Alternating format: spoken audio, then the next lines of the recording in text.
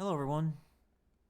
Over the years, I think it's been now, that I've been doing this YouTube channel, I guess you can say, nitpicked games.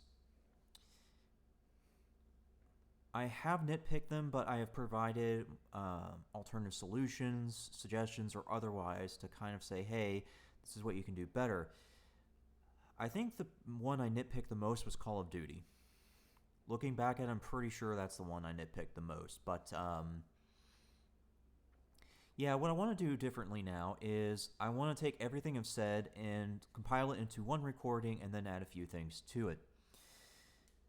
I'm going to focus on shooters specifically, but if you all like this kind of content, please let me know.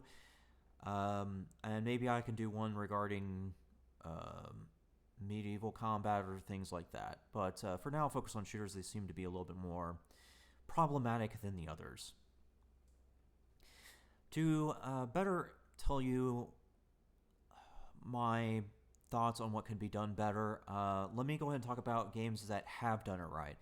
There are too many examples, so I will not be able to cover them in this recording as it would take too long, but I can point out a few good ones and go from there. So let me go ahead and start with Rainbow Six.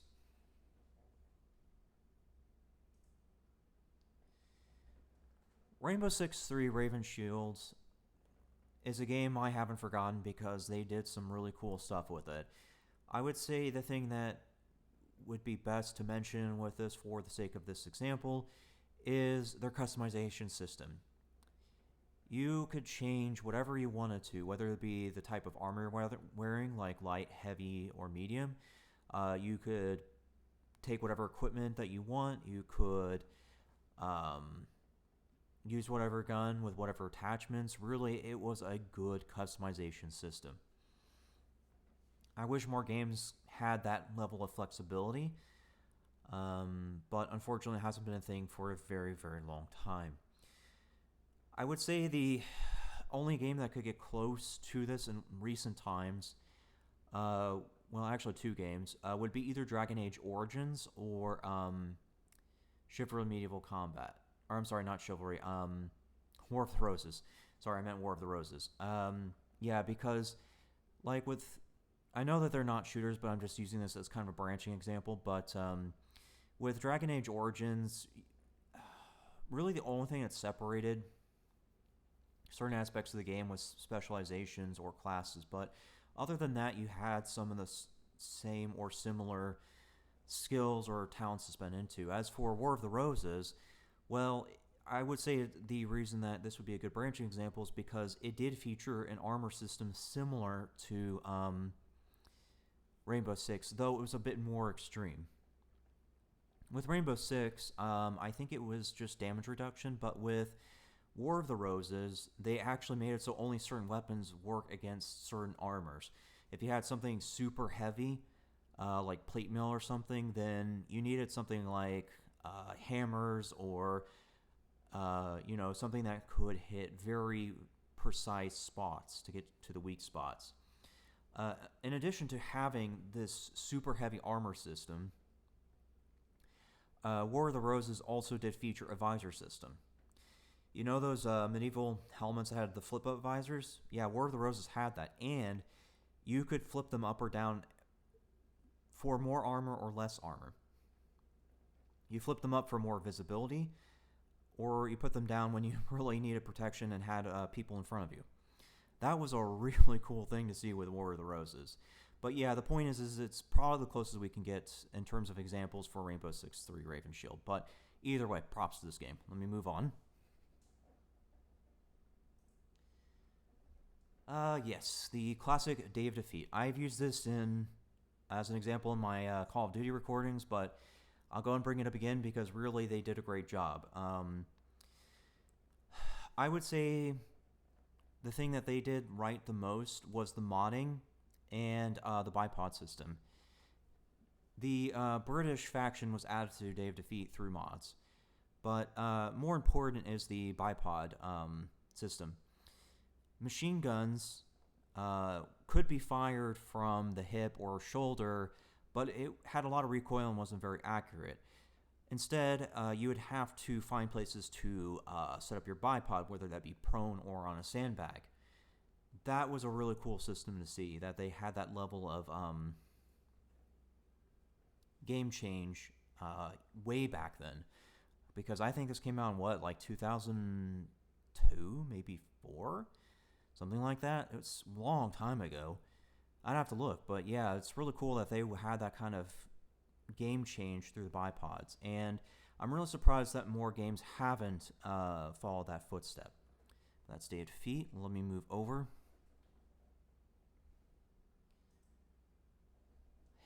Yes, and here's another one that I use as an example a lot, and that's Sniper Ghost Warrior Contracts 2. It's a really close to realistic game in terms of the sniping, because they have elevation, range, wind, and so many other things that play into your shots. It's frustrating at times, but it's really cool and rewarding when you finally do figure it out and make that crazy shot. So yes, I think that they get props for that, and also for finding a way to implement such a system that isn't too crazy. Like, you don't have to pull out like a spotting scope or whatever. You can figure out your shots just by tagging the enemy, getting a distance, and then making a calculated guess based on your scope and adjustments. So yes, they made it possible to be as close to realistic while still simplifying the system to a certain degree. It's certainly going to be a lot simpler than some of the other systems I can list for snipers. But yes, certainly a great way of handling things. Let me move on.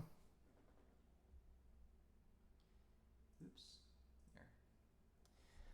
Escape from Tarkov. Now, this one is a bit tricky of a subject because they went too realistic to a point where it's only really played by people who either want to tolerate it or enjoy that kind of like milsim type of stuff. But I can say that despite their realism, the one thing they did right is the armor system.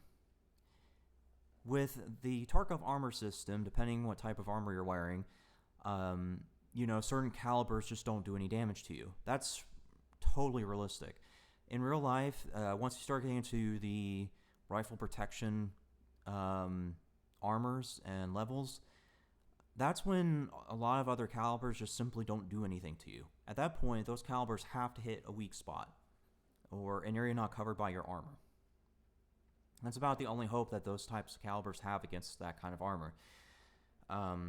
If you want to read about it, there are a ton of armor systems publicly available for reading. Russia has their body armor level and protection rating system publicly available. The United States does. Germany does. Italy does. There's probably a couple other examples I could think of, but they're all in English too. It's not just in their country's native language. They do have English translations for those armor systems, if you ever want to read about it. I know Russia has 6 levels in total. The United States has 4. Germany also has 4, or at least they did. Maybe they've changed it since then. I know Russia and US are 4 and 6, though, because that's pretty current. Italy is 6 as well, unless that's changed. So, take some time to read it. It's truly interesting at how they test for these armors and then rate them. But either way, it's really cool to see that Tarkov has implemented that kind of system. Let me tap over. Okay, so with a couple of examples now, let me go ahead and just talk about snipers. Yeah, I'll start with snipers.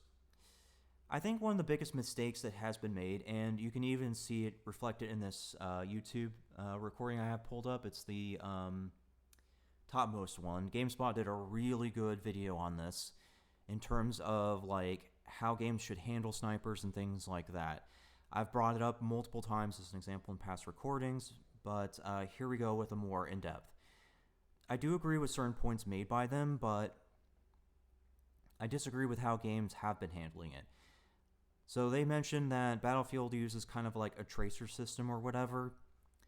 Call of Duty uses a glint system to kind of give you a heads up that a sniper's looking at you and things like that. I don't agree with any of those kinds of implementations. The whole point of using a sniper is to be at a distance where your enemies don't find you. Stealth is your primary defense when you're that far out. I think what they could do is implement the bipod system from Day of Defeat. If you want to implement, 338 Lapua, 50 BMG, or any high recoil caliber into the game, then they should be restricted to bipods. Just like Day of Defeat, they can't make accurate shots standing up or crouched. They should be restricted to a bipod with, at minimum, 60-degree cone of angle. Meaning if you deploy your bipod, you can only move that rifle left or right 60 degrees. That's the limitation of a bipod. I would consider that to be pretty generous because I'm not somebody who's a firearm expert or has tested, but I would imagine 60-degree angle is probably the furthest you could turn a rifle on its bipod. But yeah, I think that would probably be a start. Because if you make it so that it's a bipod system, then it's not something they can just magically run 100 meters, deploy the scope, and then instantly kill somebody. No, I'm sorry, but I can't accept it being that way. First of all, you would be panting after running that far, let alone getting a accurate shot. Standing up or crouch would be freaking difficult between the breathing, the recoil, and many other factors. So no, I can't accept that. I think that it's more than realism. I think it's a great way to balance it by saying, hey, you can't just run 100 meters. No, you have to think ahead. By putting the bipod system in, it's more than realism. It's a skill cap. It's saying, hey, you have to be aware of the map, you have to be aware of where the enemy is, and you have to think ahead of them. You have to think, where will I deploy to be able to get that shot? I would say another thing that you could do as well to kind of implement the sniper system is make it so certain rifles don't have access to suppressors. I'm aware that people have tried suppressors for 338 Lapua and even 50 BMG rifles, but it doesn't really work out for a whole bunch of reasons. And even then, it doesn't really matter all that much because it makes so much noise that it's just kind of like, really? The suppressor's not going to put a dent in it. So I would say to further that, make it so certain rifles just can't get access to suppressors. That way, not only do I have some sort of, thing to be aware of, but I also now have the ability to hear them from a pretty considerable distance. So yes, between that and the sound, I think it would put enough of a clamp on snipers to where it would make it skill cap based, and it would make it completely fair to all players. Before I get into the other stuff, let me just deviate a little bit here and talk about when snipers should be used. That's just kind of my response to if you're to implement a sniper, but I want to now focus on when a sniper should be put in a game. A sniper should only be put into the game for a couple of reasons. An exception, if the map's large enough, or you have a good system in place, like the bipods and things like that.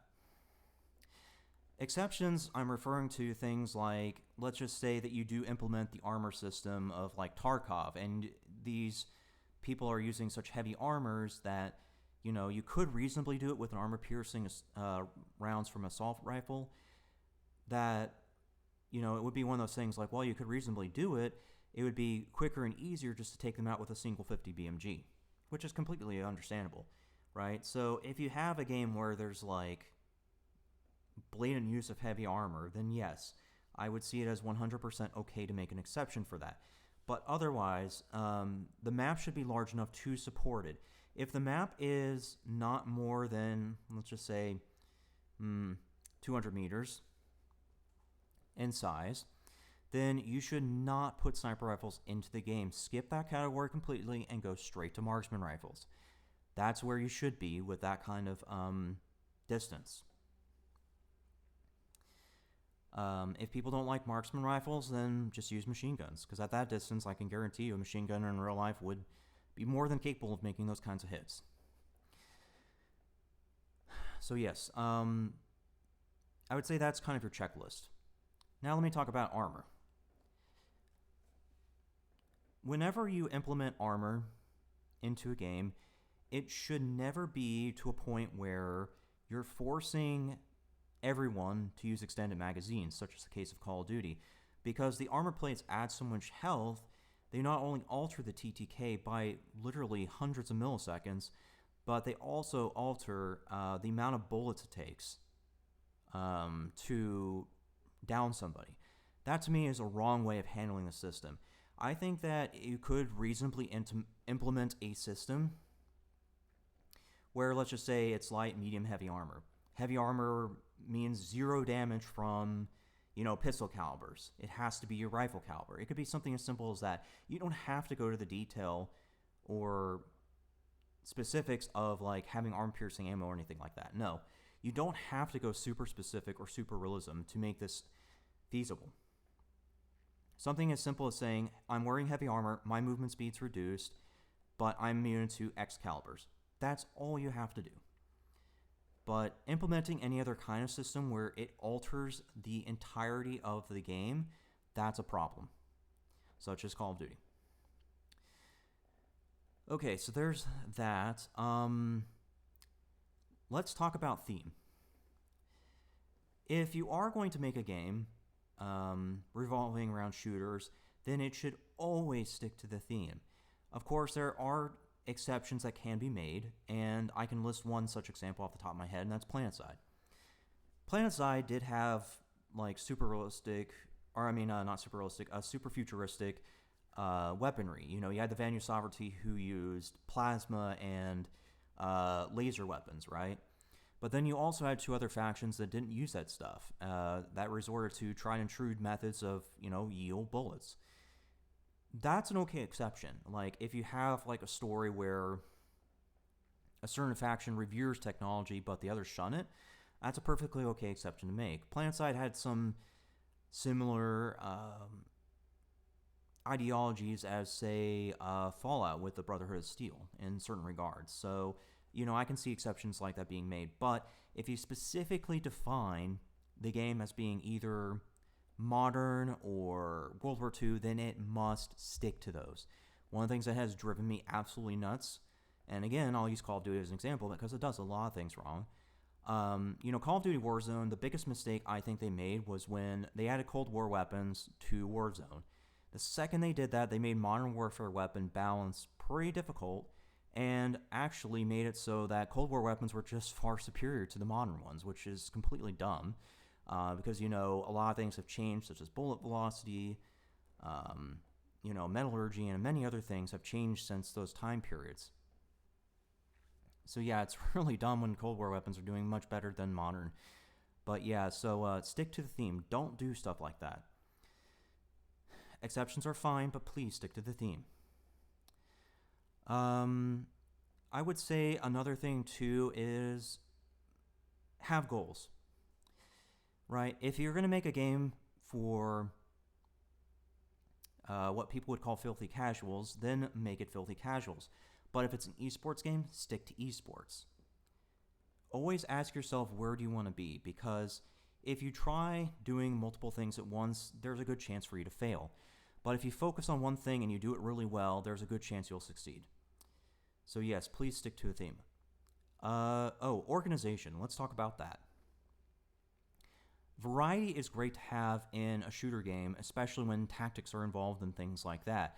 Because like in a medieval melee game like Chivalry, right, there's not really tactics involved with that. You just literally throw yourself at the nearest enemy, right?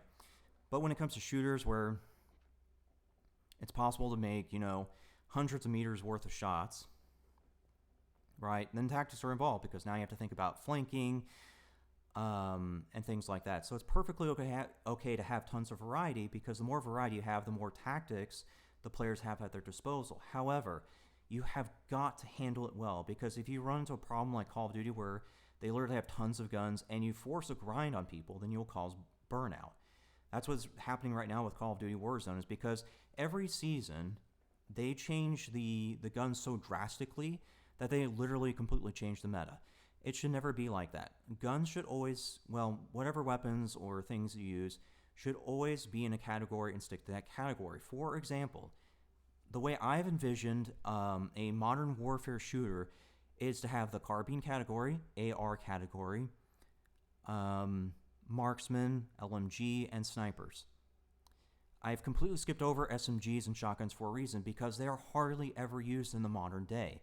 It's because they're not a flexible system in terms of being able to handle certain situations and also range, right? Because if you run into armored enemies and you're using an MP5, man, having 9mm is going to suck, because all it takes is hitting the wrong spot and that enemy's armor is going to absorb it, more than likely. That's why a lot of your elite units out there, like GSG-9, Gigan, and some of the others that I can list that are in games from time to time, they've been in a discussion to retire the MP5. They're considering moving to short-barreled rifle carbines. Gigan's considered the CZ Bren 805. GSG-9's considered the super short-barrel HK416 for that particular purpose. So you can see that they're developing tactics to handle the whole, I'm not aware of where the scenario is going to go. So to me, a modern warfare replicates the tactics and strategies of its time. Okay, let's talk about equipment.